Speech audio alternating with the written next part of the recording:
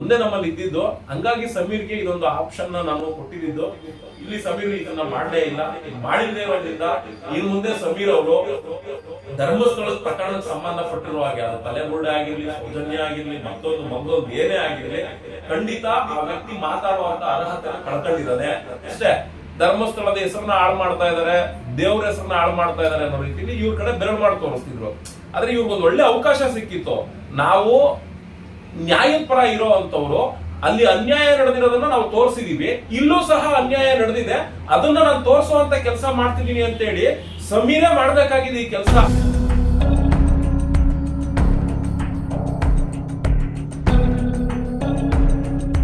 Sir, ಮೊನ್ನೆ ಯಾವುದೋ ಒಂದು ವಿಚಾರದ ಬಗ್ಗೆ ನೀವು ಮಾತಾಡ್ತಾ ಇದ್ರಿ, ಯಾವುದೋ ಒಂದು ಎಲ್ಲೋ ಒಂದು ರೇಪ್ ಅಟೆಂಪ್ಟ್ ಆಗಿದೆ ಅಂತ. ಏನು ವಿಚಾರ ಸರ್? ಯಾವುದಕ್ಕೆ ಏನೇನಾಗಿತ್ತು ಅಂತ? ಅಲ್ಲ, ನನಗೂ ಸಹ ಗೊತ್ತಿರ್ಲಿಲ್ಲ. ನ್ಯಾಷನಲ್ ಟಿವಿ ಅಂತ ಹೇಳಿ ಒಂದು ಯೂಟ್ಯೂಬ್ ಚಾನಲ್ ನಲ್ಲಿ ಆ ಒಂದು ಸುದ್ದಿ ಬಂತು. ಆ ಸುದ್ದಿನ ನೋಡಿದೆ, ಸಂಪೂರ್ಣವಾಗಿ ನೋಡಿದೆ ನಾನು. ಆ ಸುದ್ದಿಯಲ್ಲಿ ಆ ಪುನೀತ್ ಆಗಿರ್ಬೋದು, ಮತ್ತೆ ಆ ಯೂಟ್ಯೂಬ್ ನ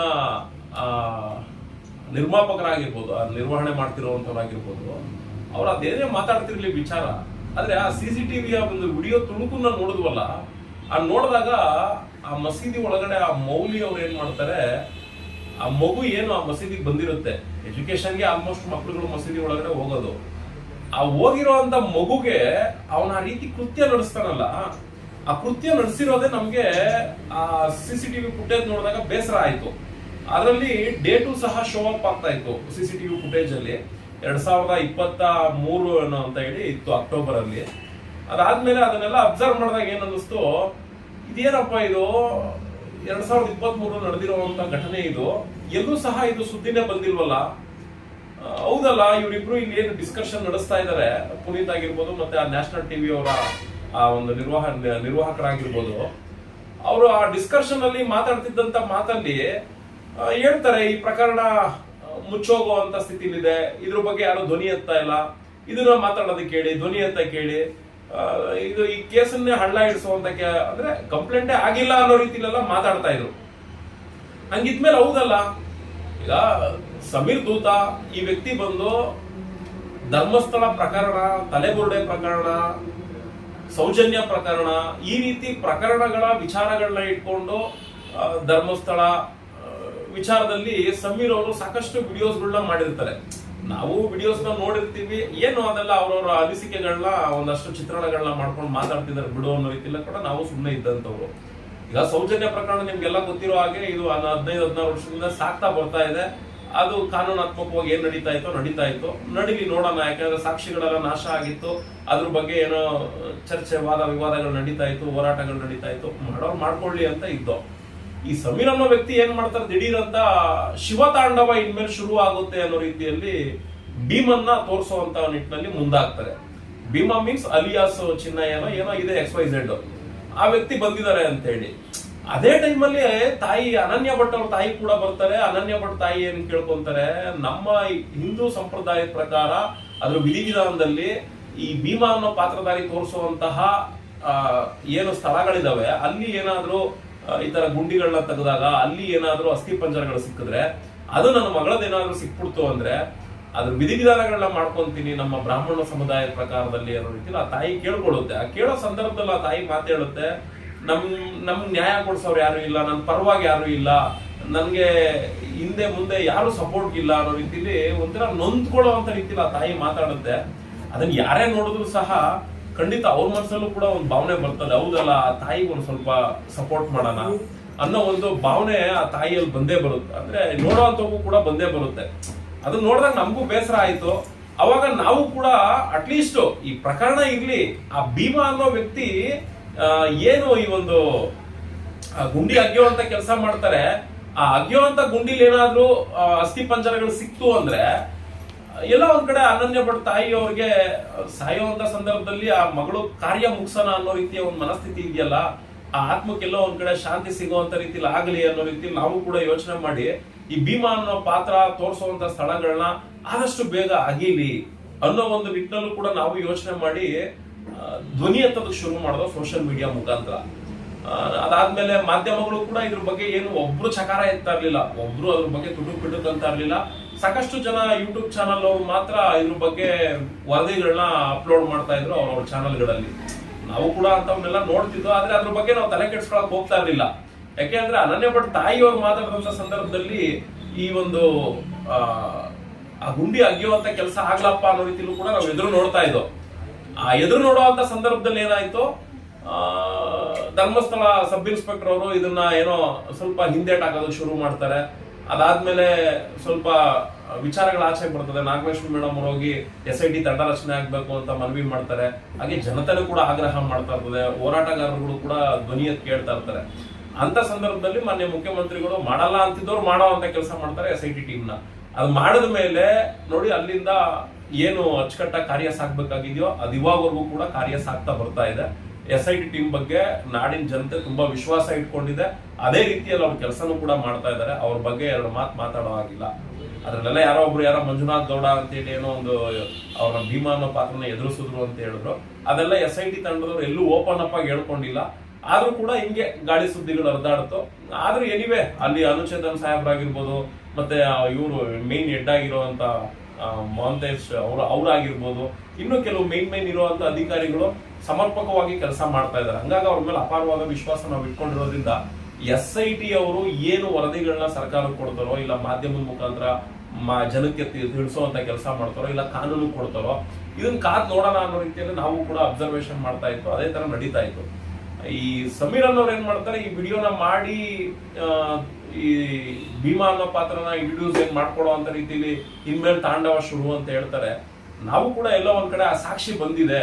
ಯಾಕೆಂದ್ರೆ ಯಾವ್ಯಾವ್ದೋ ಪ್ರಕರಣದಲ್ಲಿ ಸಾಕ್ಷಿ ಇಲ್ಲ ಅಂತಿದ್ರು. ಈತನೇ ವ್ಯಾಲೆಂಟ್ರಿ ಆಗಿ ಬಂದಿದ್ದಾನೆ, ಆತನಿಗೋಸ್ಕರ ನನ್ನಲ್ಲೇ ಇದು ಕಾಡ್ತಾ ಇದೆ, ನನಗೆ ಇದರಿಂದ ಮುಕ್ತಿ ಸಿಗಬೇಕು ಅನ್ನೋ ರೀತಿಲಿ ಆ ವ್ಯಕ್ತಿ ತಾನಾಗೆ ವ್ಯಾಲೆಂಟ್ರಿ ಆಗಿ ಬಂದಿದ್ದಾನೆ ಅಂದಾಗ ಎಲ್ಲೋ ಒಂದ್ ಕಡೆ ಇದ್ರ ನ್ಯಾಯ ಸಿಗ್ಬೋದು, ನೋಡೋಣ ಸಾಕ್ಷಿ ಬಂದಿದೆಯಲ್ಲ ಅಂತೇಳಿ ನಾವು ಎದುರು ನೋಡ್ತಿದ್ದೋ.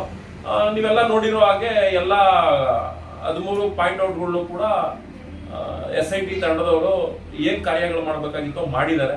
ಅದ್ರಲ್ಲಿ ಏನೇನೆಲ್ಲ ದಾಖಲೆಗಳು ಸಿಕ್ಕಿದೆಯೋ ಅದು SIT ತಂಡದವ್ರು ಮಾತ್ರ ಗೊತ್ತಿದೆ. ಮತ್ತೆ ಭೀಮಾ ಮತ್ತೆ ಭೀಮನ ಜೊತೆಲಿರುವಂತ ಲಾಯರ್ಸ್ ಗಳಿಗೆ ಮಾತ್ರ ಈ ವಿಷಯ ಗೊತ್ತಿದೆಯೋ ಹೊರತು ಇನ್ ಯಾರಿಗೂ ಸಹ ಸಂಪೂರ್ಣ ಮಾಹಿತಿ ಖಂಡಿತ ಗೊತ್ತಿಲ್ಲ. ಮಾಧ್ಯಮದಲ್ಲಿ ಇದುವರೆಗೂ ಕೂಡ ಏನು ಸಿಕ್ಕೇ ಇಲ್ಲ ಅನ್ಕೊಂಡೆ ಹೇಳ್ಕೊಂಡ್ ಬರ್ತಾ ಇದಾರೆ ಹೊರತು, ಆದ್ರೆ ಮಾಧ್ಯಮದವ್ರಿಗೆ ಯಾವ ಅಧಿಕಾರಿಗಳು ಕೂಡ ಇಂಥ ಜಾಗದಲ್ಲಿ ಇಂಥ ಸ್ಥಳಗಳಲ್ಲಿ ಇಂಥ ಸಿಕ್ಕಿದವೆ ಅಂತ ಎಲ್ಲೂ ಹೇಳಿಕೆ ಕೊಟ್ಟಿಲ್ಲದೆ ಇರೋದ್ರಿಂದ ಮಾಧ್ಯಮಗಳ ವಿಚಾರನ ನಾವು ನೋಡ್ತಿದೀವಿ. ಆದ್ರೆ ಅದನ್ನ ಸೀರಿಯಸ್ ಆಗಿ ತಗೊಂತಿಲ್ಲ. SIT ಟೀಮ್ ಏನ್ ಹೇಳುತ್ತೋ ಅನ್ನೋದನ್ನ ಮಾತ್ರ ನಾವು ಸೀರಿಯಸ್ ಆಗಿ ತಗೊಂತಾ ಇರೋದು. ಆದ್ರೆ ನಮ್ಗೇನ್ ಬೇಸರ ಆಗ್ತಿತ್ತು ಅಂದ್ರೆ ಮಾಧ್ಯಮದವ್ರು ಯಾರು ಮಾತಾಡ್ತಿಲ್ವಲ್ಲ ಇದ್ರ ಬಗ್ಗೆ ಅಂತೇಳಿ ತುಂಬಾ ಕಳವಳ ಬೇಸರ ಎಲ್ಲ ಆಗ್ತಿತ್ತು. ಸ್ವಲ್ಪ ನಾವು ಸೋಷಿಯಲ್ ಮೀಡಿಯಾದಲ್ಲಿ ಮಾಧ್ಯಮಗಳನ್ನ ಒಂಥರ ನಿಂದೆ ಮಾಡುವಂತ ಕೆಲಸನೂ ಕೂಡ ಮಾಡೋದು. ಅದಾದ್ಮೇಲೆ ಹಲವಾರು ಮಾಧ್ಯಮಗಳು ಧ್ವನಿ ಎತ್ತೋದಕ್ಕೆ ಶುರು ಮಾಡೋದು. ಈಗಲೂ ಸಹ ಧ್ವನಿ ಎತ್ತೋ ಅಂತ ರೀತಿಯಲ್ಲಿ ಸಾಕ್ತಾ ಇದೆ. ಆದ್ರೆ ಇಲ್ಲಿ ಏನಾಗ್ಬಿಟ್ಟಿದೆ ಅಂದ್ರೆ ಮಾಧ್ಯಮಗಳು ನ್ಯಾಯನ ಮಾರ್ಕೊಂಡು ಅವ್ರು ಹೊಟ್ಟೆಪಾಡು ನಡೆಸ್ತಾ ಇದ್ದಾರೆ. ಅದೇ ಇಲ್ಲಿ ಸ್ಯಾಟಲೈಟ್ ಮಾಧ್ಯಮಗಳಲ್ಲಿ ಒಂದು ದುರ್ದೈವ ಆಗಿರೋದು. ಒಂದೊಂದು ಚಾನಲ್ ಅವರು ಒಂದೊಂದು ಅಜೆಂಡಾಗಳು ಇಟ್ಕೊಂಡ್ಬಿಟ್ಟಿದ್ದಾರೆ. ಇಲ್ಲಿ ನ್ಯಾಯ ಅನ್ನೋದು ಯಾವ ಮಾಧ್ಯಮಗಳಿಗೂ ಕೂಡ ಬೇಕಾಗಿಲ್ಲ. ಒಂದು ರಾಜಕೀಯ ಪಕ್ಷದ ಪರ ನಿಂತ್ಕೊಳ್ತವೆ, ಇಲ್ಲ ಏನು ಈ ಪ್ರಕರಣ ನಡೀತಾ ಇದೆ ಈ ಪ್ರಕರಣದಲ್ಲಿ ಸತ್ಯ ಏನ್ ತೋರಿಸ್ಬೇಕು ಅದನ್ನ ತೋರಿಸ್ದೆ ಒಂದು ಚಾನಲ್ ಅವರು ಅವ್ರು ಯಾರೋ ಹೋರಾಟಗಾರಗಳನ್ನ ನಿಂದನೆ ಮಾಡ್ಕೊಂಡು ಬಾಯಿಗೆ ಬಂದಂಗೆ ಬೈಕೊಂಡು ಅವ್ನು ವಲ್ಗರ್ರು ನಿಜವಾಗ್ಲೂ ಕಪ್ಪು ಚುಕ್ಕೆ ಅವಯ್ಯ ಪವರ್ ಟಿವಿ ರಾಕೇಶ್ ಶೆಟ್ಟಿ ವಲ್ಗರಾಗಿ ಮಾತಾಡ್ತಾರೆ.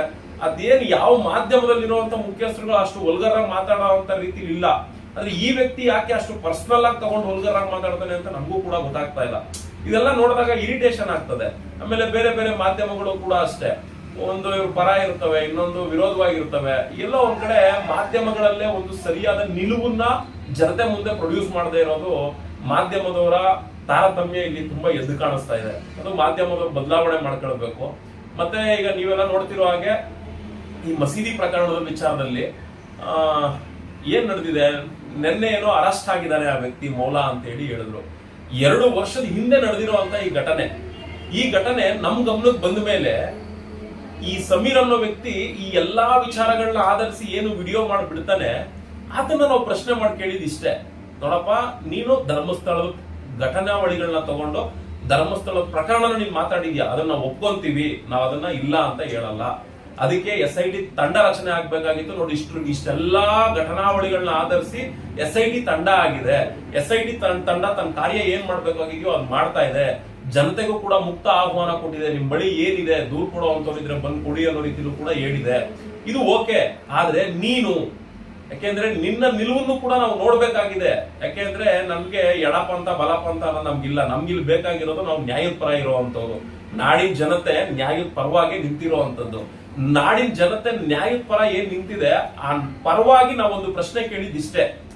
ಏನು ಈ ಒಂದು ನ್ಯಾಷನಲ್ ಟಿವಿಯಲ್ಲಿ ಈ ಒಂದು ದೃಶ್ಯ ಬರ್ತದೆ, ಆ ಬರುವಂತ ಸಂದರ್ಭದಲ್ಲಿ ಈ ಘಟನೆ ಬಗ್ಗೆ ಜಸ್ಟ್ ನೀನೊಂದು ಧ್ವನಿ ಎತ್ತು ಅಂತ ಮಾತ್ರ ನಾವು ಕೇಳಿದ್ದು. ಏನ್ ಆ ಧ್ವನಿ?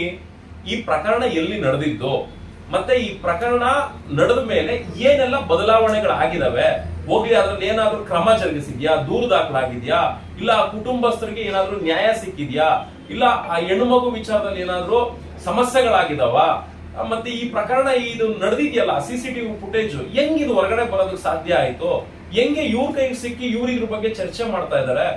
ಇಂಥದ್ದು ನೀನ್ ನ್ಯಾಯ ಕೊಡಿಸುವಂತ ನಾವು ಕೇಳ್ತಿಲ್ಲ. ಆ ಎಲ್ಲ ಸಮಗ್ರ ಮಾಹಿತಿಗಳನ್ನ ತಿಳ್ಕೊಂಡು ನೋಡಿ ಈ ಧರ್ಮಸ್ಥಳದ ಪ್ರಕರಣದಲ್ಲಿ ಹೆಂಗೆ ನೀನು ವಿಡಿಯೋ ಮಾಡ್ದೋ, ನಾರ್ಮಲ್ ವಿಡಿಯೋ ಮಾಡ್ದೋ, ಹಿಂಗೆಲ್ಲ ಏನ್ ಜೋಡಣೆ ಮಾಡಿ ತಿಳಿಸ್ಕೊಟ್ಟೆ ನಾಡಿನ ಜನತೆಗೆ, ಸಮಾಜದ ಮುಂದೆ ಏನಿಟ್ಟೆ, ಅದೇ ರೀತಿ ಆ ಘಟನೆನೂ ಇಡು ಮರಾಯ. ನಾನು ಯಾವ್ದೋ ಹಿಂದೆ ನಡೆದಿರೋದು ಬೇಡ ಗುರು, ಅದ್ಯಾವ್ದೋ ಅಜ್ಮೀರ್ದು ಅವೆಲ್ಲ ನಮ್ಗೆ ಯಾವ್ದು ಬೇಡ, ಅದ್ಯಾವ್ದು ನಮಗೂ ಗೊತ್ತಿಲ್ಲ. ಕಣ್ಣು ಮುಂದೆ 1 ವರ್ಷ 2 ವರ್ಷದ ಹಿಂದೆ ನಡೆದಿರುವಂತ ಘಟನೆನ ಜಸ್ಟ್ ಅದನ್ನ ಏನಾಗಿದೆ, ಎತ್ತಾಗಿದೆ, ಈಗಿನ ಪರಿಸ್ಥಿತಿ ಏನಾಗಿದೆ ಅನ್ನೋದನ್ನ ಜಸ್ಟ್ ಒಂದು ತಿಳಿಸು, ಒಂದು ವಿಡಿಯೋ ಮಾಡಪ್ಪ ನೀನು. ನಮಗೂ ಕೂಡ ಒಂದು ನಂಬಿಕೆ ಬರ್ತದೆ. ಯಾಕೆಂದ್ರೆ ಸಾಕಷ್ಟು ಜನ ಹೇಳೋದಿಷ್ಟೇ, ಧರ್ಮಸ್ಥಳದ ಹೆಸರನ್ನ ಹಾಳು ಮಾಡ್ತಾ ಇದಾರೆ, ದೇವ್ರ ಹೆಸರನ್ನ ಹಾಳು ಮಾಡ್ತಾ ಇದಾರೆ ಅನ್ನೋ ರೀತಿಲಿ ಇವ್ರ ಕಡೆ ಬೆರಳು ಮಾಡಿ ತೋರಿಸ್ತಿದ್ರು. ಆದ್ರೆ ಇವ್ರಿಗೊಂದು ಒಳ್ಳೆ ಅವಕಾಶ ಸಿಕ್ಕಿತ್ತು. ನಾವು ನ್ಯಾಯದ ಪರ ಇರೋ ಅಂತವ್ರು, ಅಲ್ಲಿ ಅನ್ಯಾಯ ನಡೆದಿರೋದನ್ನ ನಾವು ತೋರಿಸಿದೀವಿ, ಇಲ್ಲೂ ಸಹ ಅನ್ಯಾಯ ನಡೆದಿದೆ, ಅದನ್ನ ನಾನು ತೋರಿಸುವಂತ ಕೆಲಸ ಮಾಡ್ತಿದೀನಿ ಅಂತೇಳಿ ಸಮೀರೇ ಮಾಡ್ಬೇಕಾಗಿದೆ ಈ ಕೆಲಸ.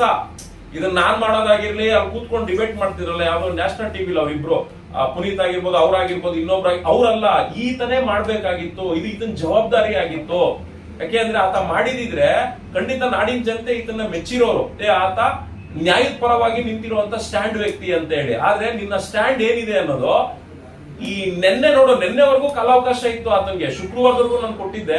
ಆದ್ರೆ ನೆನ್ನೆಗೆ ಆತನ ಹಿಡಿದು FIR ಮಾಡಿದ್ದಾರೆ. ಯಾವ್ದೋ ಬೆಳಗಾವಿ ಭಾಗದಲ್ಲಿ ಏನೋ ನಡೆದಿರೋದು ಈ ಘಟನೆ ಅಂತ ಹೇಳಿ FIR ಆಗೋಗಿದೆ.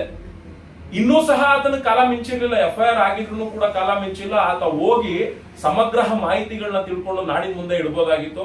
ನೋಡಿ ಇವತ್ತು ಗುರುವಾರ, ನಾಳೆ ಶುಕ್ರವಾರವರೆಗೂ ಕಾಲಾವಕಾಶನೂ ಕೂಡ ಇದೆ. ಅಷ್ಟ್ರ ಒಳಗಡೆ ಆತ ನ್ಯಾಯ ಕೊಡ್ಸೋದು ಸೆಕೆಂಡ್ರಿ. ನನಗೆ ಘಟನಾವಳಿಗಳು ಏನು ಈ ಧರ್ಮಸ್ಥಳದ ವಿಚಾರನ ಪ್ರೊಡ್ಯೂಸ್ ಮಾಡದೆ ನಿಮ್ ನಾಡಿನ ಜನತೆಗೆ, ಹಂಗ ಅದನ್ನು ಕೂಡ ಪ್ರೊಡ್ಯೂಸ್ ಮಾಡುವಂತ ಕೆಲಸ ಮಾಡಿದಿದ್ರೆ ಖಂಡಿತ ನಾನು ಇವ್ನು ಒಪ್ತಾ ಇದೆ ಸಮೀರ್, ನೀನ್ ಆ ಗೋಜ್ಗೆ ಹೋಗಿಲ್ಲ. ಈಗ ನೋಡಿ ನೆನ್ನೆ ಏನೋ ಒಂದು ಏಕಾಏಕಿ ಗಲಾಟೆಗಳಾಗಿದಾವೆ, ನಿನ್ನ ಮೇಲೂ ಸಹ FIR ಆಗಿದೆ. ಈಗ ನಿನ್ ಮೇಲೆ FIR ಆಗಿದೆ ಅಂದ್ರೆ ನೀನ್ ನಾಳೆ ಅಲ್ಲಿ ಹೋಗಕ್ಕೂ ಆಗಲ್ಲ, ವಿಡಿಯೋನು ಮಾಡಕ್ಕಾಗಲ್ಲ. ನಿಮ್ಗೆ ಒಳ್ಳೆ ಕಾಲಾವಕಾಶನೂ ಕೂಡ ಇತ್ತು. ಹಂಗಾಗಿ ನಿನ್ನ ಕಡೆಯಿಂದ ಯಾವುದೇ ರೀತಿಯ ವಿಡಿಯೋ ಬರಲ್ಲ ಅನ್ನೋದು ನಮಗ್ ಕನ್ಫರ್ಮೇಶನ್ ಆಗಿದೆ.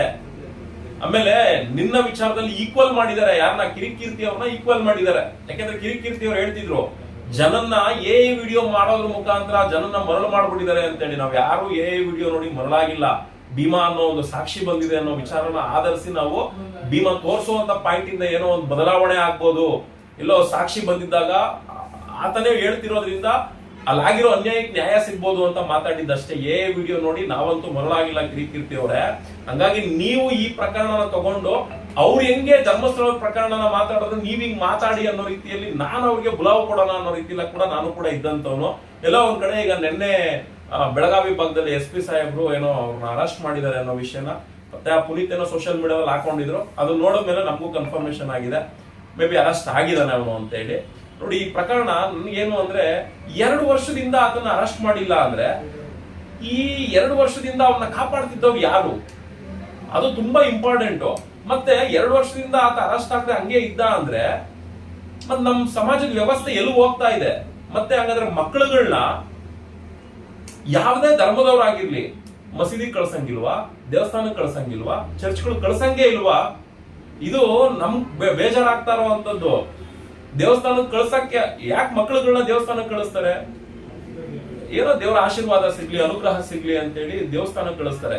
ಅಂತ ಮಕ್ಕಳುಗಳನ್ನ ಇಂಥ ಸ್ಥಳಗಳಿಗೆ ಕಳ್ಸಕ್ಕಾಗದೇ ಇರುವಂತ ರೀತಿಯಲ್ಲಿ ಬಹಿದ ವಾತಾವರಣ ಸೃಷ್ಟಿ ಮಾಡುವಂತ ರೀತಿಯಲ್ಲಿ ನಡೀತಾ ಇದೆಯಲ್ಲ, ಇದು ಸಮಾಜದಲ್ಲಿ ಅಡಗಬೇಕು. ಅದು ಅಡಗುವಂತ ಕೆಲಸ ಕಾನೂನು ವ್ಯವಸ್ಥೆಯಿಂದ ಆಗ್ಬೇಕು, ಮಾಧ್ಯಮ ಮಿತ್ರರಿಂದ ಆಗ್ಬೇಕು ಅನ್ನೋದು ಅದೊಂದೇ ನಮ್ಮಲ್ಲಿ ಇದ್ದಿದ್ದು. ಹಂಗಾಗಿ ಸಮೀರ್ಗೆ ಇದೊಂದು ಆಪ್ಷನ್ ನಾನು ಕೊಟ್ಟಿದ್ದು. ಇಲ್ಲಿ ಸಮೀರ್ ಇದನ್ನ ಮಾಡಲೇ ಇಲ್ಲ. ಮಾಡಿಲ್ಲದೆ ಇರೋದ್ರಿಂದ ಇನ್ನು ಮುಂದೆ ಸಮೀರ್ ಅವರು ಧರ್ಮಸ್ಥಳದ ಪ್ರಕರಣಕ್ಕೆ ಸಂಬಂಧಪಟ್ಟಿರೋ ಹಾಗೆ, ಅದು ತಲೆಬುರುಡೆ ಆಗಿರ್ಲಿ, ಸೌಜನ್ಯ ಆಗಿರ್ಲಿ, ಮತ್ತೊಂದು ಏನೇ ಆಗಿರ್ಲಿ, ಖಂಡಿತ ಆ ವ್ಯಕ್ತಿ ಮಾತಾಡುವಂತ ಅರ್ಹತೆನ ಕಳ್ಕೊಂಡಿದ್ದಾನೆ. ಇನ್ನು ನೆಕ್ಸ್ಟ್ ಆ ವಿಚಾರವಾಗಿ ಆತ ಏನಾದ್ರೂ ವಿಡಿಯೋ ಮಾಡದ ಅಂದ್ರೆ ಅಂತ ವಿಡಿಯೋಗಳಿಗೆ ಖಂಡಿತ ನಾವೇ ನಮ್ಮ ಸೋಷಿಯಲ್ ಮೀಡಿಯಾ ಮುಖಾಂತರ ಟಾನ್ ಕೊಡುವಂತ ಕೆಲಸನೂ ಕೂಡ ಮಾಡ್ತೀವಿ. ಮತ್ತೆ ನನ್ನ ಸೋಷಿಯಲ್ ಮೀಡಿಯಾದಲ್ಲಿ ಬೆಳಗ್ಗೆನೂ ಕೂಡ ನಾನು ಪೋಸ್ಟ್ ಹಾಕಿದ್ದೀನಿ. ಇನ್ ಮುಂದೆ ನೀನ್ ಇದ್ರ ಬಗ್ಗೆ ಮಾತಾಡಕ್ ಹೋಗ್ಬೇಡಪ್ಪ, ನಮ್ಮ ಧರ್ಮ, ನಮ್ಮ ದೇವಸ್ಥಾನಗಳು, ನಮ್ಮ ದೇವಸ್ಥಾನದಲ್ಲಿ ನಡೆದಿರುವಂತ ಘಟನಾವಳಿಗಳು, ಅದಕ್ಕೆ ರಿಲೇಟೆಡ್ ಆಗಿರುವಂತ ನಾವುಗಳು ಏನಿದೀವಿ ಅದನ್ನ ನಾವೇ ಏನೋ ಮಾಡ್ಕೊಂತೀವಿ. ಇಲ್ಲ ಅಂದ್ರೆ ಸಂಬಂಧಪಟ್ಟಿರೋ ಇಲಾಖೆಗಳಿರ್ತವೆ, ಅವ್ರು ಇದ್ರಲ್ಲಿ ಇನ್ವಾಲ್ವ್ ಆಗಿ ಅವ್ರೇನ್ ಕೆಲಸ ಮಾಡ್ಬೇಕು ಮಾಡ್ತಾರೆ. ಅಣ್ಣ ನೀನು ನಿನ್ನ ಸಮುದಾಯದಲ್ಲಿ ಏನಾಗಿದೆಯಲ್ಲಣ್ಣ ಅದನ್ನ ನೀನು ನೋಡ್ಕೊಂಡು ಅದರಲ್ಲಿ ನೀನ್ ನ್ಯಾಯ ಕೊಡಿಸುವಂತ ಕೆಲಸ ಮಾಡಪ್ಪ, ಅಷ್ಟು ಸಾಕು ಸ್ವಾಮಿ ಪುಣ್ಯಾತ್ಮ ಅಂತ ಹೇಳಿ ನಾನು ಕೂಡ ಬೆಳಗ್ಗೆ ನನ್ನ ಸೋಷಿಯಲ್ ಮೀಡಿಯಾದಲ್ಲಿ ಪೋಸ್ಟ್ ಮಾಡಿದೀನಿ. ಖಂಡಿತ ಇದನ್ನೆಲ್ಲ ಅವರು ಅಬ್ಸರ್ವ್ ಮಾಡ್ತಿದ್ದಾರೆ.